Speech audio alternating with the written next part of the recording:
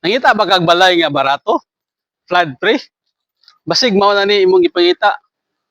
So, welcome to Terra Nava, located at Opol, Misamis Oriental.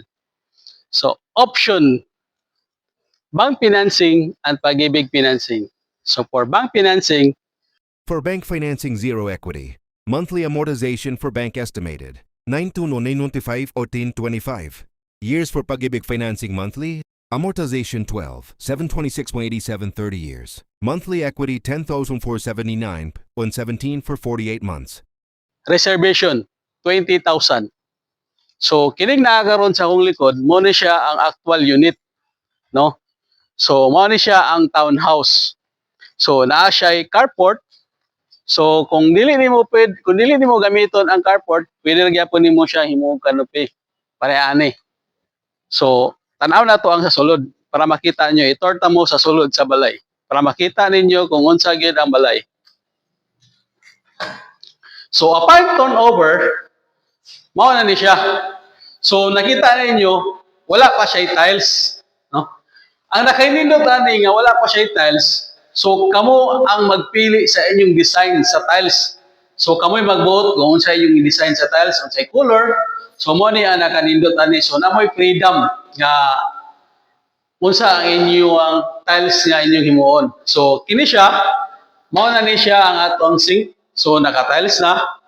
So, nabot ay close nga cabinet sa ilalom. So, nakatsada ni plastic. So, it means dili siya dali maguba kay plastic man siya kung mabasa, no? Kay prone ni siya sa basa-basa dire. So, mani naka-nice niya. So, tanaw na to ang iyang toilet and bath.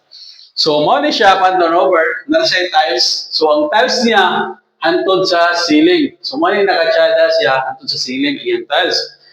So, nasa bawl na, napod siya shower. So, nice ani, pulido ang sa gender. Ang ilang pagawa sa ilahang balay, pulido. So, mapansin nimo pulido. So, tsada po siya ang ihang turnover unit. So, mo ni ato ang kuan dire, service area. Pero kung gusto ka nga maluwag ni, pwede nimo ni siya bakbakon. So, wala ko'y picture pakita nga parehas ni, nga nabakbak na siya, na ato na siya dito sa kuan, Tumoy. So, mo ni atong service area, kung imo ni i-extend, so pwede tayo maghimo og kitchen dire. Og dire na yan ang ihang dire ang kitchen, so dire na iyang sink. Pwede ra gyapon. So ato na siyang atupan, proof ana. So napansin ko ninyo kini siya when turnover na po siya gitawag nato nga rain collector. So mao ni ato ang rain collector.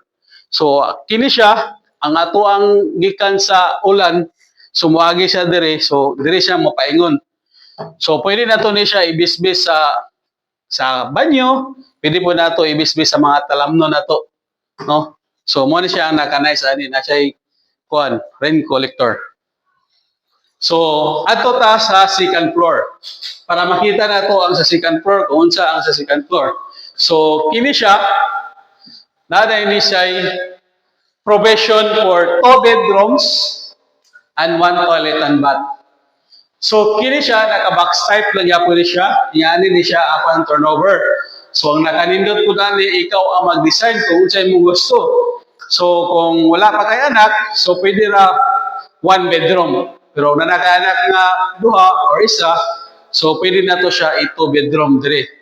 So ang naka-nice ani, ikaw gyapon na mag-design sa imuhang bedroom kung sa style nimo, no? So mo ni siya ang naka-nice ani. So, ang lot area na yan is 43 square meter. Dayon, ang floor area is 36. So, kung nagustuhan ni mo ni nga unit or dili nga area, so comment down below. So, this Albert, the accredited PRC and DSUD registered. So, please follow, like, and comment, and share. Thank you.